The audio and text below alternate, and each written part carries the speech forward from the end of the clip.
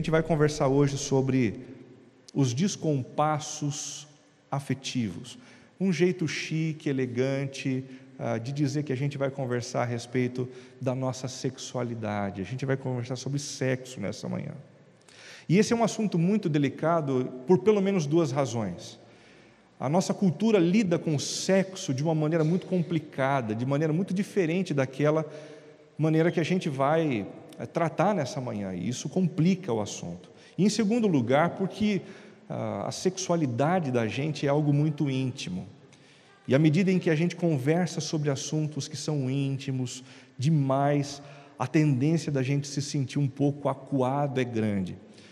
Mas tenha convicção que a minha intenção nessa manhã em conversar com vocês sobre esse assunto é a intenção das melhores.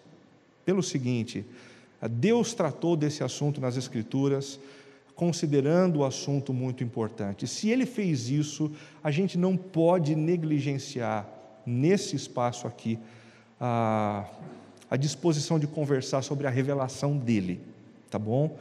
Esse assunto é caro para Deus, ele é importante para o Senhor. E é caro e importante para o Senhor porque Ele sabe que é fundamental para a nossa vida, para a nossa família, para o nosso relacionamento conjugal. Quem pensa dessa mesma forma é um dos reformadores do século XVI, chamado Martinho Lutero, que no século XVI disse: Appetitus ad mulierem est bonum donum Dei.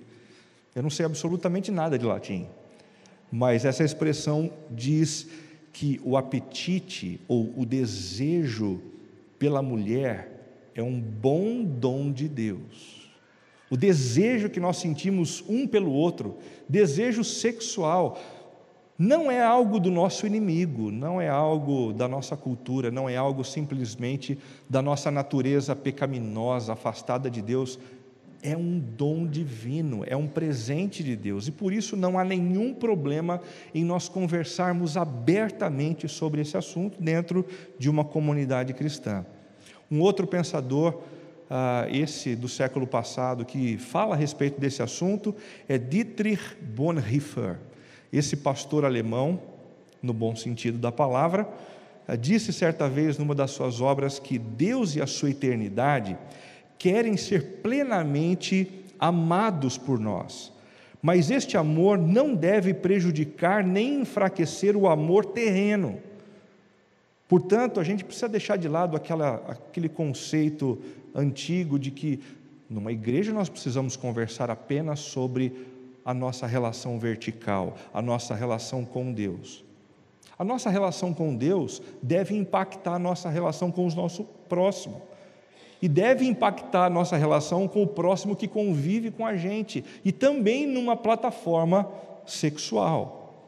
Tim Keller, um pensador contemporâneo, disse há pouco tempo atrás: o sexo está para o casamento, assim como a Santa Ceia está para a comunidade cristã. Mas como assim um pastor relacionando o sexo a um sacramento como o da Santa Ceia? Que absurdo! Se a gente, em alguma medida, sente isso no coração, é porque sexo para a gente, lá no fundo, ainda é alguma coisa ruim, ainda é alguma coisa má, ainda é alguma coisa que não é tão aceita, tão querida pelo próprio Deus. Mas o sexo foi criado pelo Senhor, foi Ele quem inventou essa história, foi Ele quem pavimentou essa plataforma para a gente se desenvolver dentro de uma relação conjugal. O sexo foi criado por Deus como meio de efetivar a união mística entre um homem e uma mulher. Essa é a primeira notícia que a gente tem sobre o sexo na Bíblia. Sexo não é diversão, sexo não é brinquedo, sexo não é algo que a gente faz como a gente faz as outras funções biológicas da nossa vida, não. Em Gênesis capítulo 2, nós temos o seguinte: por esta razão o homem se unirá à sua mulher e os dois se tornarão uma só carne. Esse texto revela algo que a gente não consegue enxergar com os nossos olhos. A Bíblia afirma para a gente que através do relacionamento sexual nós efetivamos uma união mística que é capaz de transformar um homem e uma mulher numa pessoa só. A gente não consegue entender isso, a gente não consegue ver isso com os nossos olhos humanos, mas a Bíblia diz, é isso que acontece, 2 se tornam um só.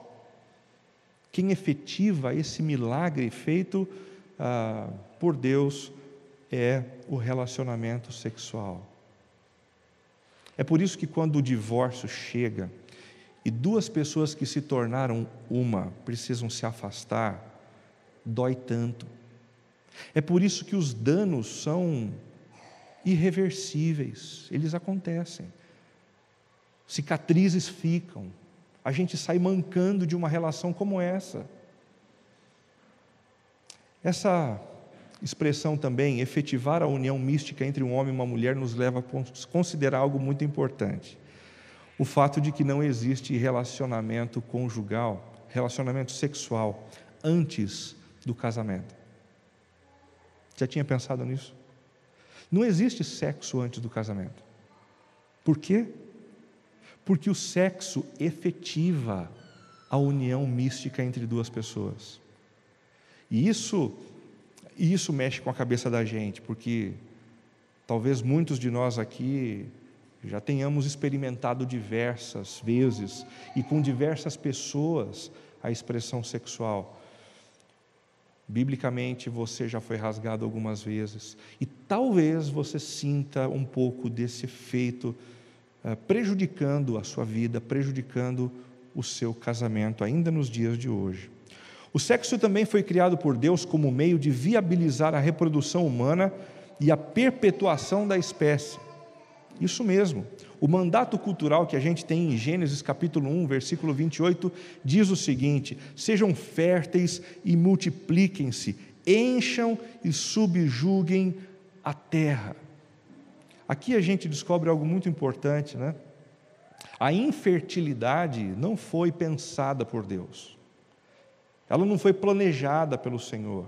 Casais que têm esse problema dentro de casa sofrem tanto, imaginando assim, será que Deus foi capaz de fazer isso comigo, deliberadamente, dando a possibilidade de ter filhos a alguns casais, mas a nós não? Será que Deus está me punindo? Será que Ele está revidando algum mal que eu causei a Ele em algum momento da minha história? Definitivamente não. O que Deus nos deu foi o mandato cultural.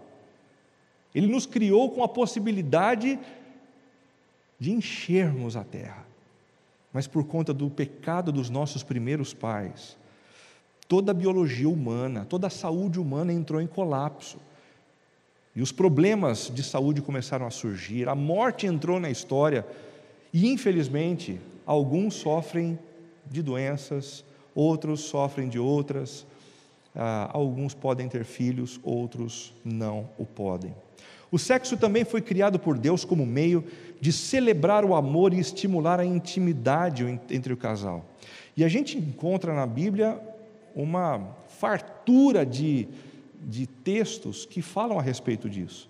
Olha que lindo esse texto de Provérbios, capítulo 5, verso 19, que diz assim: que os seios de sua esposa sempre o fartem de prazer, e sempre o embriaguem os carinhos dela. Gente, isso aqui é uma expressão lindíssima, inspirada por Deus, que incentiva um casal a se deleitar nesse ambiente conjugal pavimentado que envolve a sexualidade.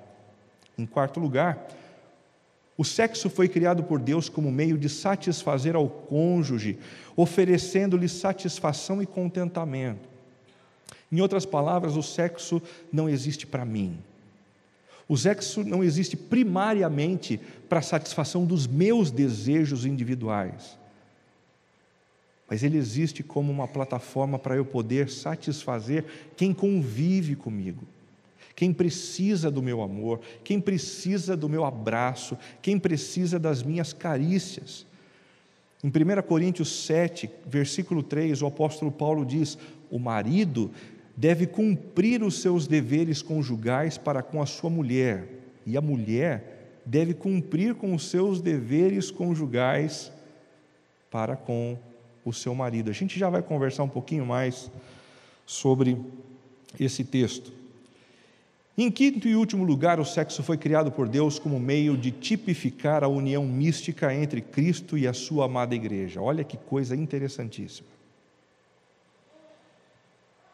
No capítulo 5 da carta aos Efésios, Paulo começa a tratar a respeito do relacionamento conjugal. E ele fala que os dois, numa relação íntima, através do sexo, vão se tornar uma só carne, resgatando o princípio do texto de Gênesis.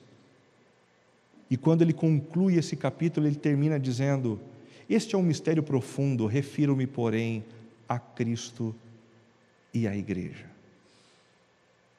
Nós sempre achamos que o relacionamento conjugal só nos diz respeito.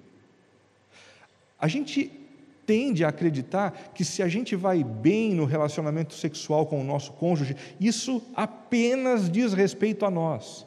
O apóstolo Paulo diz respeito a Deus também.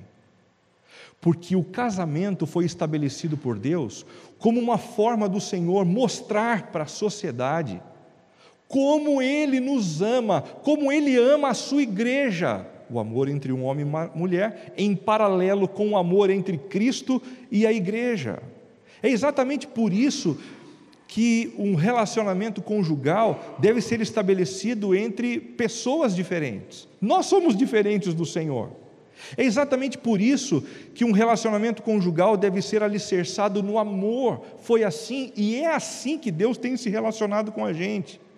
É exatamente por isso que nesse contexto conjugal deve haver sacrifício da nossa parte, da mesma forma que Deus se sacrificou por nós na cruz do Calvário. É exatamente por isso que o nosso relacionamento deve ser santo, pois Deus não tem interesses escusos e mesquinhos na nossa relação com Ele.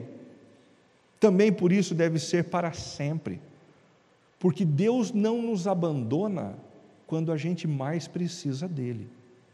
O relacionamento entre um homem e uma mulher, sendo criado por Deus para tipificar o amor, o sacrifício e os anseios que o próprio Deus tem com relação a nós, a sua igreja.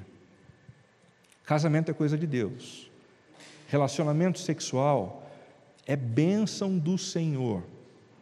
Contudo, não são raras as vezes em que os descompassos afetivos surgem dentro de casa. Às vezes surgem por conta do legalismo religioso. Eu já tive conversando com algumas pessoas anos atrás sobre problemas assim.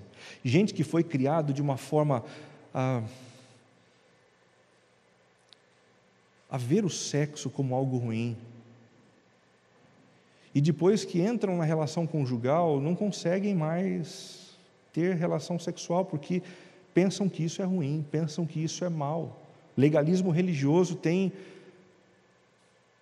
feito muito mal a muita gente por aí. A experiência de abuso, que acaba lançando marcas profundas no emocional de uma pessoa e que acabam prejudicando o sexo. O histórico de imoralidade, que faz com que uma pessoa tenda a olhar para o outro como se o outro fosse uma espécie de objeto para o seu próprio prazer. A ausência de comunicação, que faz com que as expectativas não sejam alinhadas dentro da relação. Problemas físicos que às vezes acontecem e que geram dor no ato sexual e que podem prejudicar grandemente a saúde nesse contexto. Problemas emocionais, como por exemplo o estresse, a ansiedade, a depressão. Quando esses problemas emocionais se estabelecem, o relacionamento fica altamente prejudicado.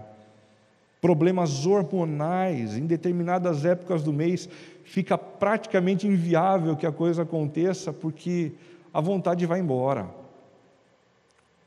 Em determinadas fases da vida, esses problemas hormonais podem acontecer com mais frequência, e se eles não são repostos da maneira devida, o casamento sente. Problemas financeiros, não é difícil, né? A gente, no meio de uma crise se concentrar em outra coisa. É difícil, é duro, casais padecem por conta disso. Acúmulo de tarefas. Às vezes a gente se envolve com tantas coisas e o desejo sexual pelo outro some. Some por quê? Porque o nosso coração está distante. Algumas coisas não acontecem automaticamente, principalmente no que diz respeito à experiência feminina. Quebra de confiança. Quando a infidelidade acontece no relacionamento conjugal, como é difícil de recuperar a confiança que foi perdida. Como é duro. Crises conjugais, brigas que não foram bem tratadas e pendências que acabam tirando a alegria da convivência e da mutualidade. E talvez a coroa de todos os problemas nessa área, a mãe de todos os descompassos afetivos, a chegada dos filhos. Quando os filhos chegam, muitos problemas sexuais acabam se consolidando de uma forma muito gritante. Dá só uma olhadinha nessa pesquisa que eu encontrei na revista Crescer, que fala a respeito de uma pesquisa do site HelpLink, desenvolvida no Reino Unido, pesquisa do ano passado, 6 de abril. 1 a cada 5 casais não tem mais relações sexuais após ter filhos. Eu vou repetir, não sei se você prestou atenção. 1 em cada 5 casais não tem mais relações sexuais após ter filhos. Acabou. Acabou o encanto.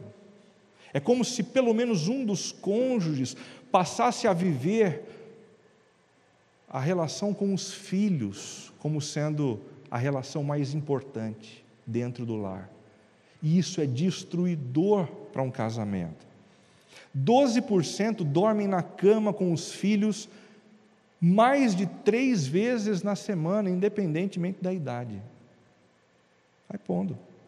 Enquanto os filhos estão em casa, 3 vezes na semana, colocando filhos para dentro do quarto. Gente, isso aqui não deixa de ser uma espécie de infidelidade. Infidelidade não é quando a gente coloca apenas sexualmente uma outra pessoa entre nós e o nosso cônjuge. É quando a gente coloca qualquer outra pessoa que inviabiliza esse relacionamento. É infidelidade. 56% lutam para ter um dia no mês. 56% lutam para ter um dia no mês para ter relacionamento sexual. De bate-pronto, o que é que essa pesquisa revela para a gente? Ela revela a alegria de nós termos nascido no Brasil, né? Que o problema está acontecendo no Reino Unido. Que bom que a gente nasceu em São Paulo, em Sorocaba, e as coisas são um pouquinho diferentes sim no Brasil, mas nem tanto. Dá só uma olhadinha. 10% nunca mais fizeram sexo após a chegada dos filhos. Não 25% quanto no Reino Unido, mas 10%. Parece ser pouco, mas pensa no seguinte: a cada 10 casais que você conhece, depois da chegada dos filhos, não se relaciona mais sexualmente. A estatística ficou grande, não ficou? 44% tem relacionamento sexual uma vez a cada 7 ou 14 dias. Uma vez a cada 2 semanas. Não se encontram mais, não se deleitam mais, de alguma forma perderam um encanto um para com o outro. E 23% têm relacionamento sexual apenas uma vez por mês. Se a gente somar esses números, 10%, 44% e 23%, faça a conta, para você perceber o tamanho do problema no qual nós estamos inseridos no país. É por isso que a gente precisa conversar sobre um assunto como esse. É por isso que Deus se importa com isso. É por isso que Deus deseja contar algumas coisas para a gente, a fim de nos ajudar. quando a gente não cuida dessa questão sexual, a gente é imerso num ciclo infindável, que eu chamo de ciclo infindável dos descompassos afetivos. O que acontece primeiro? Em primeiro lugar, acontece o esfacelamento do outro. Pelo menos um dos dois dentro de casa, um dos cônjuges, acaba sofrendo por esse problema, de maneira a se sentir completamente esfacelado no seu emocional, na sua autoestima, na sua segurança pessoal. Aí eu não trato isso. E, consequentemente, vem o enferrujamento da relação. Sabe aquela coisa de um conversar com o outro, já não tão docemente, já não tão carinhosamente, mas com aspereza, com rispidez. A relação fica enferrujada. Quando eu não trato, surge a vulnerabilização da fidelidade. Pelo menos uma das partes começa a considerar a possibilidade de satisfazer as suas necessidades sexuais longe da cama da própria esposa, buscando uma grama mais verdinha do outro lado da rua. E, por fim, a destruição da família. Aí a gente entra numa outra relação e diz, vai ser diferente. E surgem os problemas, uma das pessoas, pelo menos, não serve o outro, esfacelamento do outro, enferrujamento da relação, vulnerabilização da fidelidade e destruição da família. Ciclo infindável dos descompassos afetivos. A gente precisa tratar isso, vocês concordam? A gente precisa dar passos para melhorar o nosso relacionamento dentro de casa. Para isso, Deus permitiu que no centro das Escrituras fosse colocado um livro inspirado pelo Espírito Santo dele, para nos orientar a respeito de caminhos e alternativas interessantes. O texto bíblico chama-se Cantares de Salomão, um livro bastante polêmico, porque ele não possui o nome de Deus. Bastante polêmico também, porque trata desse assunto, o assunto da sexualidade, considerado por muitos como uma coisa suja. Um livro polêmico que só entrou no cânon mediante uma manobra exegética complicada.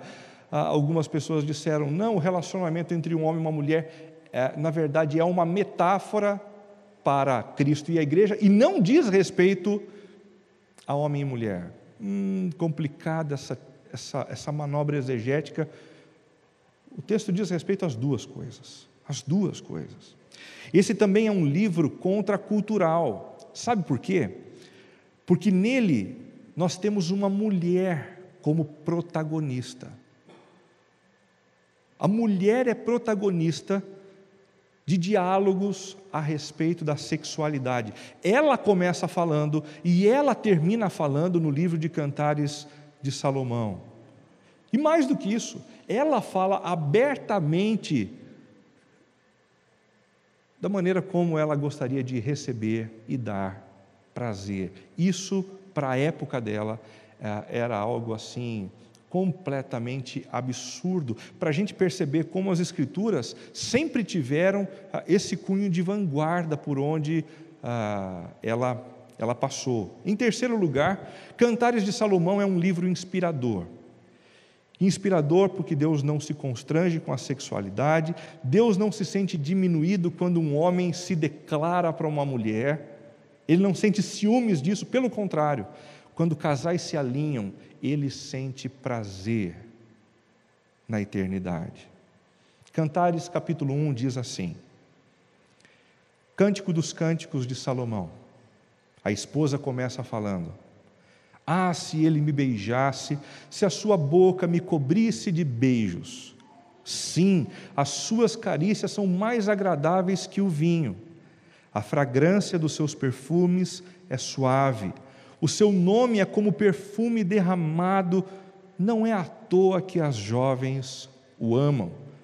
Leve-me com você, depressa. Vamos, depressa. leve-me o rei para os meus aposentos. Antes do marido falar, algumas amigas se pronunciam dizendo, diante dessa postura da mulher: estamos alegres e felizes por sua causa, celebraremos o seu amor mais do que o vinho. A amada diz: com toda razão você é amado. Estou escura, mas sou bela, ó mulheres de Jerusalém, escura como as tendas de Quedar, bela como as cortinas de Salomão. Não me fiquem olhando assim porque estou escura, foi o sol que me queimou a pele. Os filhos de minha mãe zangaram-se comigo e fizeram-me tomar conta das vinhas. Da minha própria vinha, porém, não pude cuidar. Versículo 7. Conte-me você a quem amo, onde faz pastar o seu rebanho e onde faz as suas ovelhas descansarem ao meio-dia? Se eu não souber, serei como uma mulher coberta com véu junto aos rebanhos dos seus amigos. E então o amado responde: se você, a mais linda das mulheres, se você não sabe, siga a trilha das ovelhas e faça as suas cabritas pastarem junto às tendas dos pastores. Comparo você, minha querida, a uma égua das carruagens do faraó. Calma, não vai fazer isso rapidamente com a sua esposa, ela não vai entender isso como um elogio, mas naquela época eu te garanto, era um baita de um elogio. Como são belas as suas faces entre os brincos e o seu pescoço com os colares de joias. As amigas entram mais uma vez no diálogo, dizendo: faremos para você brincos de ouro com incrustações de prata. A amada continua: enquanto o rei estava em seus aposentos, o meu nardo se espalhou a sua fragrância. O meu amado é para mim como uma pequenina bolsa de mirra que passa a noite entre os meus seios. O meu amado é para mim um ramalhete de flores de hena das vinhas de Engedi. O amado a responde dizendo: como você é linda, minha querida! Ah, como é linda! Seus olhos são pombas. E ela responde também dizendo: como você é belo, meu amado!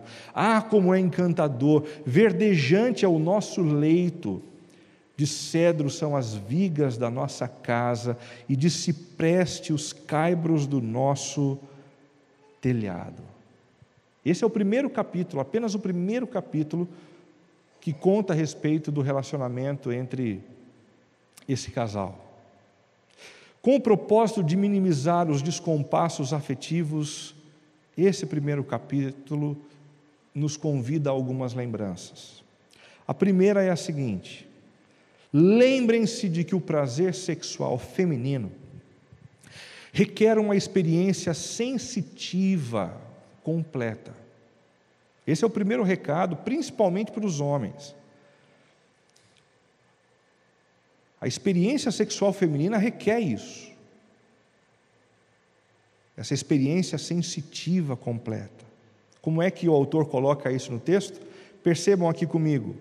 Em primeiro lugar, está envolvido o paladar. Ah, se ela me beijasse, se a sua boca me cobrisse de beijos, paladar, está envolvido.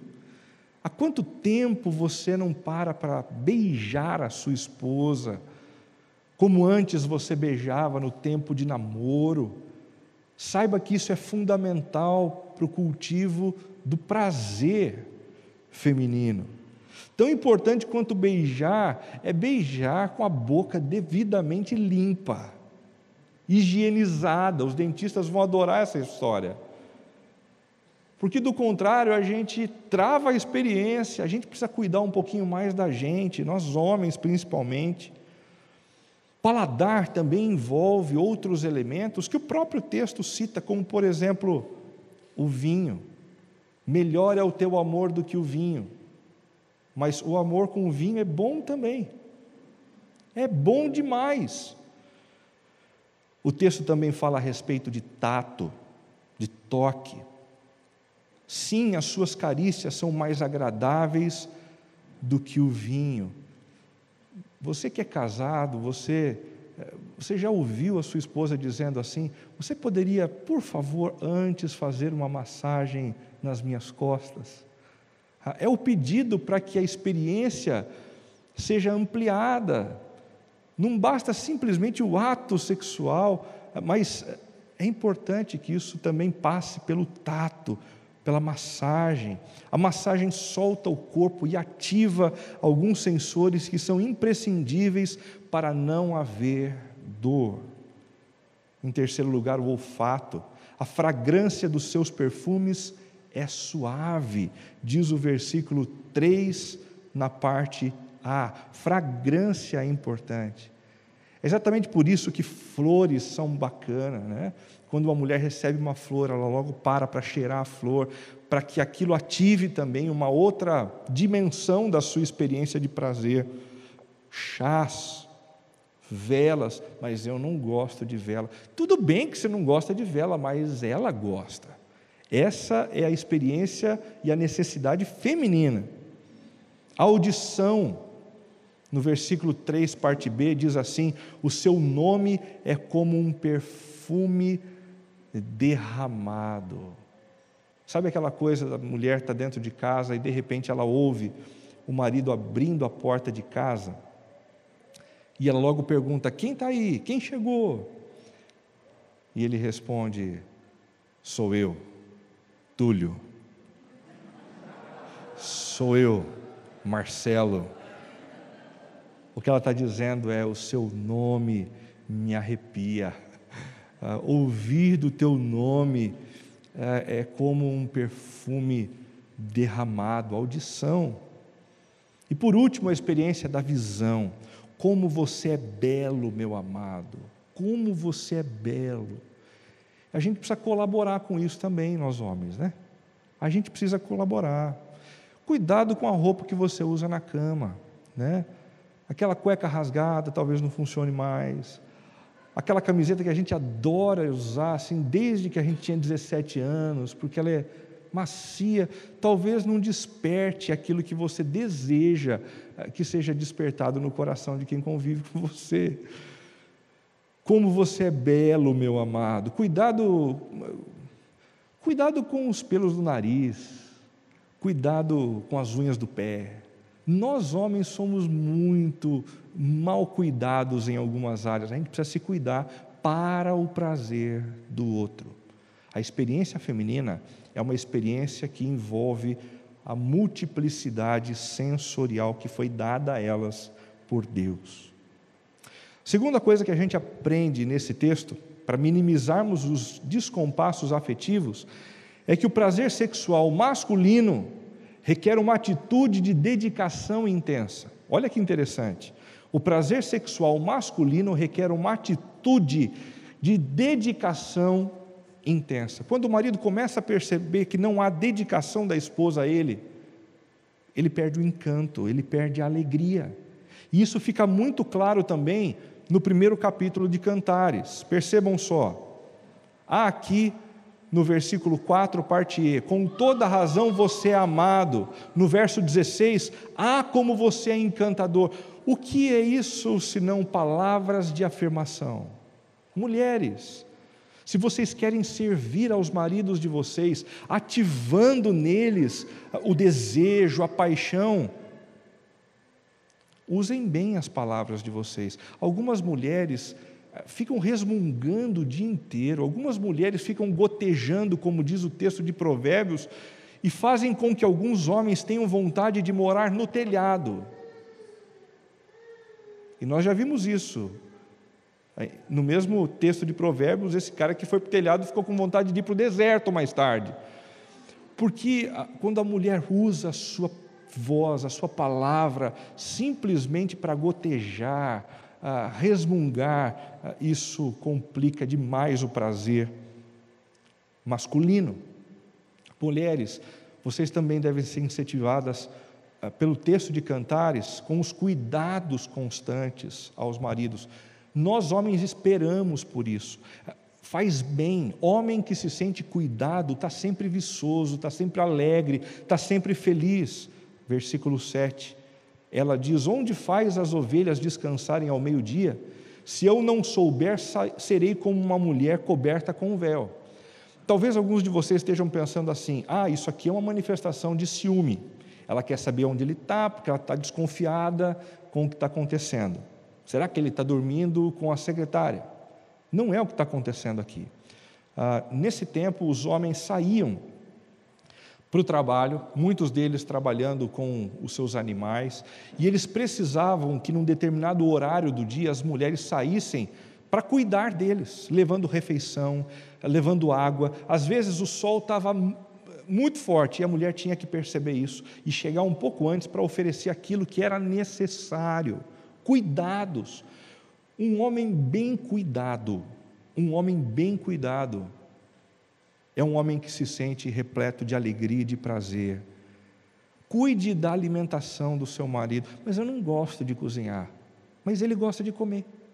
Se você não gosta de cozinhar, ele gosta de comer. Faz um cursinho, aprende na internet, faz alguma coisa que vai ativar nele o prazer, a alegria, o contentamento. Não faz mal nenhum a gente aprender a cozinhar. Cuidado com as roupas. Tem alguns homens que, quando saem de casa, saem com um colarinho assim. E quem vai perceber que o colarinho do sujeito está torto não é a esposa, é a outra, é a amiga, é a companheira, é a secretária. Ei, seja você a primeira a cuidar do seu marido. A gente está com alguns problemas lá em casa e a gente está usando um banheiro só. E hoje pela manhã eu entrei no banheiro logo que a dona Ialda, minha sogra, usou o banheiro. E eu percebi que ela tinha deixado a escova de dente do Odilon com a pasta posta. Eu olhei e falei: isso aqui é cuidado. O casamento deles vai durar 2000 anos. Porque eles se cuidam de uma forma assim impressionante. Isso faz com que um homem se sinta amado, faz com que ele se sinta bem. Cumplicidade no trabalho. Isso é um cuidado que um homem espera. Na maioria das vezes, em condições normais de temperatura e pressão, o homem trabalha bastante. E quando ele começa a perceber que ele está do lado de uma mulher preguiçosa, isso detona o coração de um homem. É por isso que Provérbios também fala muito a respeito do problema de uma mulher viver assim, com preguiça. No versículo 9, o homem diz: comparo você, minha querida, a uma égua das carruagens do faraó. Ele não está querendo comparar a mulher a um animal, mas à força que o animal possui. Como você é veloz, como você é ágil, você é motor V8, meu amor. Nós precisamos de mulheres mais potentes nesse aspecto do trabalho, da correria, da cumplicidade no trabalho, seja fora de casa, seja no contexto da própria família. Embelezamento feminino é uma outra coisa fundamental para o homem. Fundamental. No versículo 5, ela mostra essa preocupação. Olha que interessante: estou escura, mas sou bela. No versículo 7, ela conta o porquê que ela está escura, porquê que a pele está começando a descascar. É porque ela trabalhou muito debaixo do sol. Ela é uma mulher que trabalha bastante, que se empenha bastante. Mas apesar disso, ela se cuida. Eu sou bela. Sempre que ela tem a oportunidade, ela passa um bom batom. Sempre que ela tem a oportunidade, ela coloca aquele salto bonitinho. Quando ela vai para a cama, ela coloca uma roupa especial. Ela cuida dela mesma. Escura como as tendas de Quedar, mas bela como as cortinas de Salomão. Mulheres, não se arrumem apenas para cuidar da autoestima de vocês.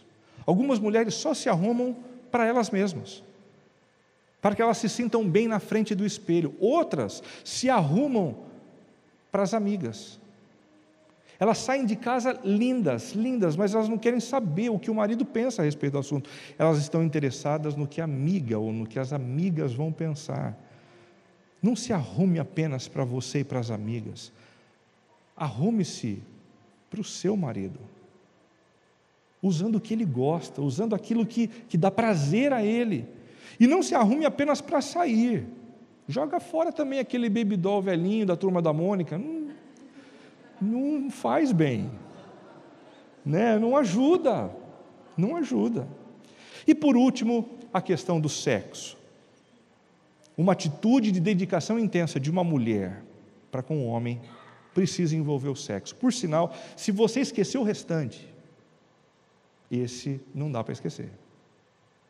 Se você esquecer o restante e oferecer o sexo, talvez o marido diga, tá bom.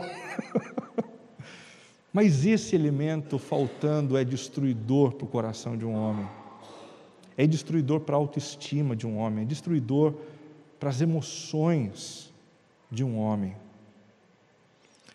Em 1 Coríntios 7, o apóstolo Paulo escreveu o seguinte: o marido deve cumprir os seus deveres conjugais para com a sua mulher, e da mesma forma a mulher para com o seu marido. Olha a forma como Paulo trata a questão sexual. Dever. Homem e mulher devem cumprir o seu dever. Aí a gente começa a achar um pouco estranha essa história, né? Puxa, dever. Dever normalmente é aquilo que acontece quando a gente vê o filho chegando da escola e a gente pergunta assim: você tem dever de casa? E o filho responde: sim, eu tenho dever de casa. E você diz: então vá para o quarto e vá fazer o seu dever. E o menino entra no quarto batendo o pé, joga a porta com toda a força, porque ele não tem alegria naquilo. Não é isso que o apóstolo Paulo está tentando contar para a gente. Ele está tentando estimular um outro tipo de postura. O dever mencionado por ele aqui é um dever em paralelo com o dever que foi cumprido pelo próprio Cristo.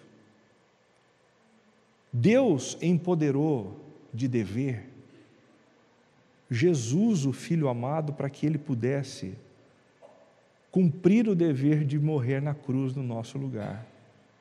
Mas em nenhum momento a gente percebeu Jesus ao longo da sua vida dizendo: eu estou aqui porque Deus mandou.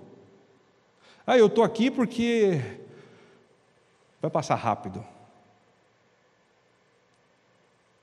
Jesus cumpriu o seu dever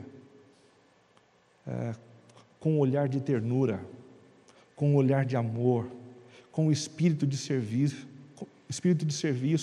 alimentando-se do fato de que a salvação do outro é prazer para ele também. A mulher não tem autoridade sobre o seu próprio corpo, mas sim o marido. Da mesma forma, o marido não tem autoridade sobre o seu próprio corpo, mas sim a mulher. Já não é mais meu corpo, é do outro, para o bem do outro, para a satisfação do outro. Portanto, não se recusem um ao outro, exceto por mútuo consentimento e durante certo tempo, para se dedicarem à oração. Tem cônjuge aí, doido para fazer vigília toda noite, não pode também.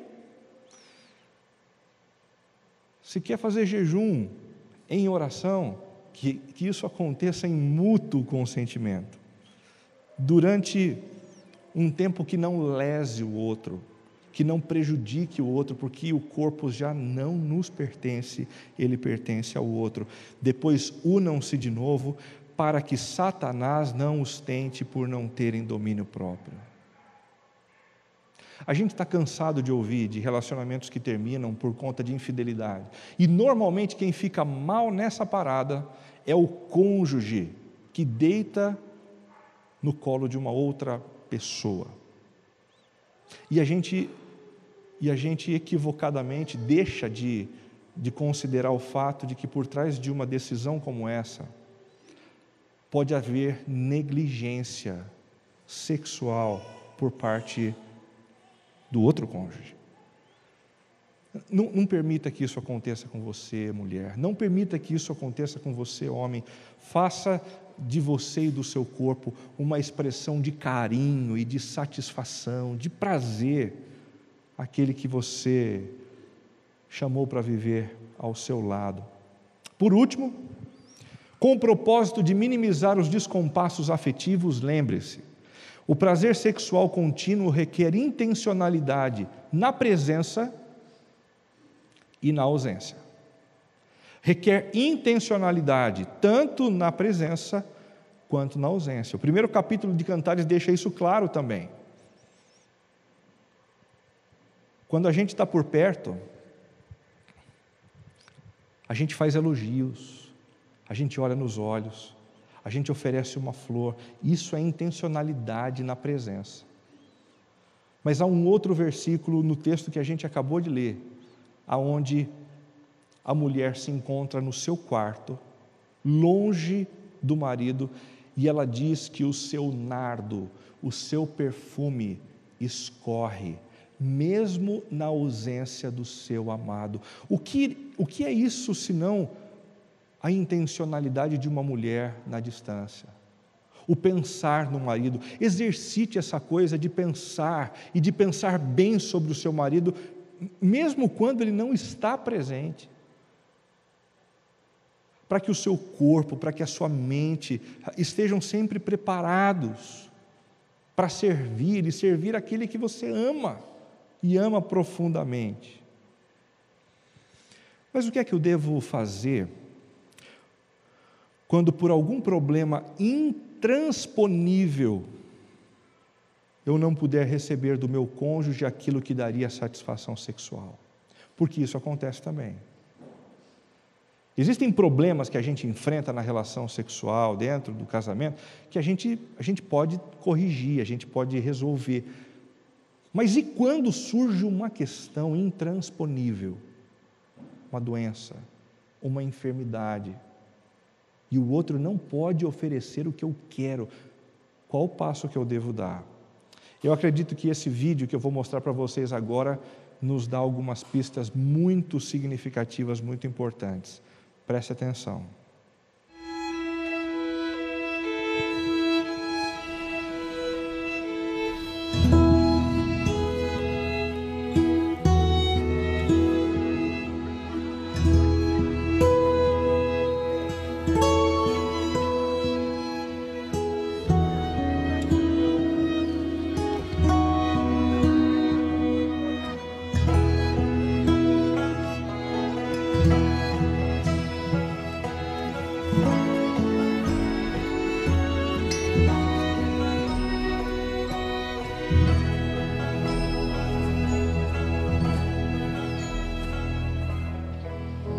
Ian and Larissa asked me to read a couple of quotes from a man named John Piper, who's a well-known Bible teacher, and he talks about marriage and how this mystery refers to Christ and the church. And he says this: marriage is not mainly about prospering economically.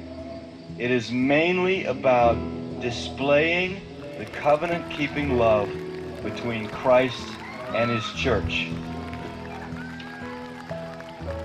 He says, knowing Christ is more important than making a living. Treasuring Christ is more important than bearing children.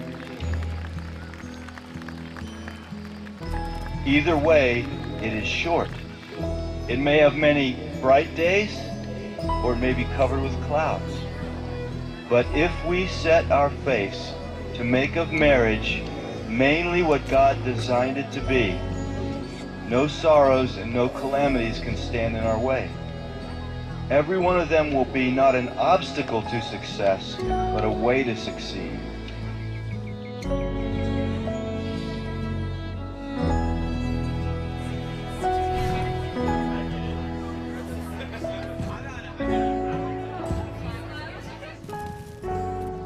The beauty of the covenant-keeping love between Christ and His church shines brightest when nothing but Christ can sustain it.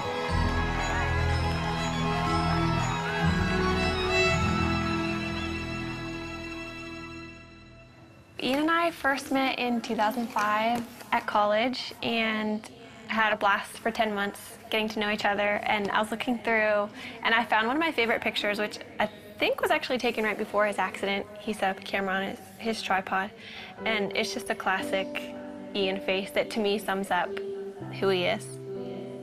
We'd been dating for 10 months, and he was working an extra job for his dad, and he was on his way to work near Pittsburgh.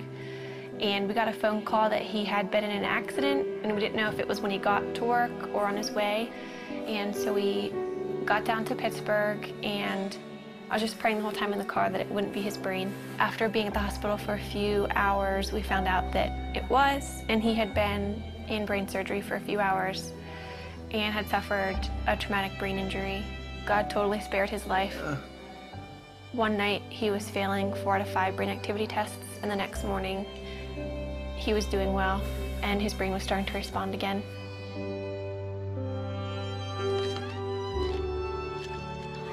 I moved in with his family after the accident, so I was really involved in his therapy and just did whatever I could to make his life fun.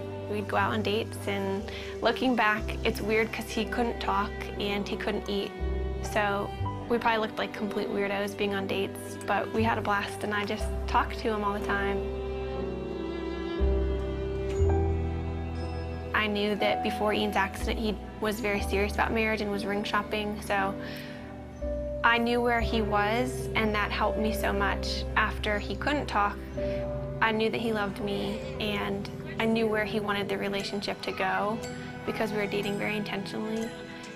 We just prayed that marriage would someday happen and watched all of our friends get married and start having families.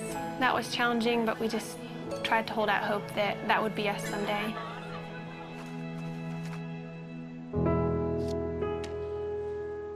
This is our board of gratefulness, and we encourage anybody who comes in to write a note of something that they're thankful for. It could be really small. Mine is just Saturday mornings, and it's just a good way that we've found to be just practicing gratefulness. And Ian, I think half of yours say my wifey, which is pretty cool.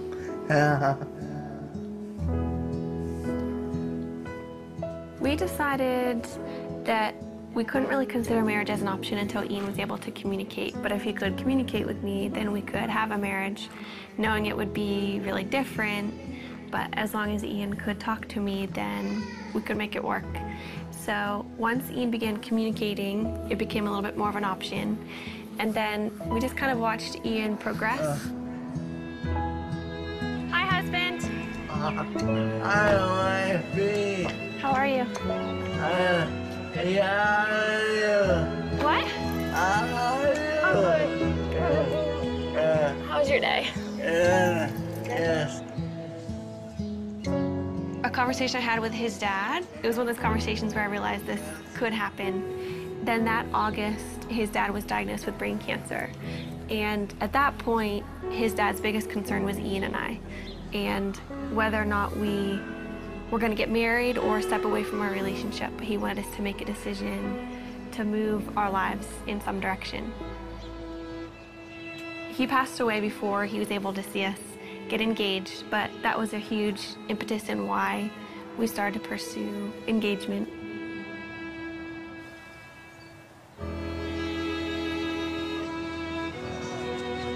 Throughout premarital counseling, we just used this momentary marriage. It was so helpful because John Piper talked a lot about primary things and secondary things, which is really important for us because when we're walking out our marriage practically, Ian can't do the secondary things like working or making a meal for me. Everything that's primary, though, he can do, which is leading me spiritually. Ian always comes back to the foundational truths of who God is and kind of reels me back in from my emotions, and that's the most important thing. We have 2 friends that we're going through the book with. I think we've just been able to help them see that maybe the little things that they're excited for about marriage are worth being excited about, but they're not the end all and be all of their marriage. But we also have so much to learn, and we're learning from them and things that they share because our relationships are different and we can glean different things from each other. I think what helped us in deciding to make this commitment to each other, at least for me, is knowing that Ian wouldn't have left me if the roles were reversed and that we love each other and we know that God's going to be faithful to our marriage. We're able to love each other with, I think, a more Christ-like love because of Ian's disability, and just understand that picture a little bit better than if you were healthy. Yeah. Do you agree? Yes. What about God enables you to have a happy marriage? You know, What? he's awesome. He's awesome. Yeah.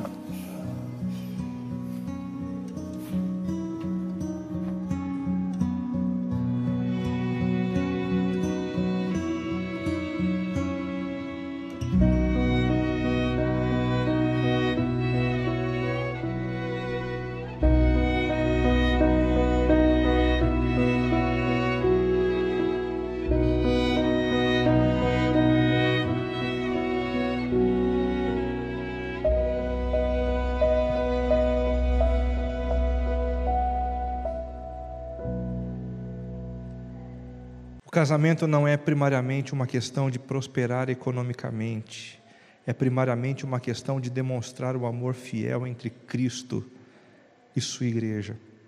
Conhecer a Cristo é mais importante do que ganhar a vida. Valorizar a Cristo é mais importante do que ter filhos. Se empenharmos-nos para fazer do casamento primariamente o que Deus projetou para ser, nem tristezas, nem calamidades podem nos impedir. Deus é mais glorificado em nós quando estamos mais satisfeitos nele. Concluindo, gente, caso esteja enfrentando algum tipo de descompasso afetivo, sexual dentro do seu relacionamento conjugal, resista à tentação de negar a existência ou a gravidade do problema. Se o problema está aí, está posto, encare o problema, lide com essa situação, não jogue o problema para debaixo do tapete. Resista também à tentação de aliviar a tensão através de aventuras de infidelidade. A infidelidade nunca é uma alternativa. Ela nunca é um passo que constrói, que edifica. E também resista à tentação de desistir do casamento sem esgotar todas as alternativas. Caso você esteja também enfrentando um descompasso afetivo, considere a possibilidade de reinventar-se para oferecer prazer ao seu próximo. O que é que você precisa mudar na sua maneira de viver para que o outro se sinta beneficiado, servido, cuidado, amado? Também considere a possibilidade de conversar abertamente com o seu cônjuge sobre o assunto. Ponha o assunto na mesa, abra o jogo. Procurar também o auxílio médico e terapêutico. Às vezes é necessário a intervenção de uma outra pessoa e não há nada de errado nisso. O nosso corpo adoece, a nossa mente adoece, as nossas relações adoecem também. E por fim, se você anda passando por um descompasso afetivo, impossível de ser solucionado, e isso é possível, como a gente acabou de ver, busque a sua satisfação exclusivamente em Deus, e Ele é suficiente para te manter pleno. Eu acredito nisso. Sacrifique também o seu prazer pessoal por amor ao outro. Sacrifício é algo estranho na cultura secular, na cultura popular, mas na nossa cultura cristã, nós que fomos alvo de um sacrifício de amor, o sacrifício não é estranho para a gente. E ele pode ser feito e deve ser feito. Creia que a existência não se resume à história. E se os problemas têm que persistir por alguma razão no presente, esses problemas serão tirados diante dos nossos olhos na eternidade. A nossa vida, a nossa história não é tudo o que nós temos. É apenas a primeira parte de uma eternidade longa e sem fim, que foi reservada para aqueles que se encontraram com Cristo e que resolveram viver para o amor.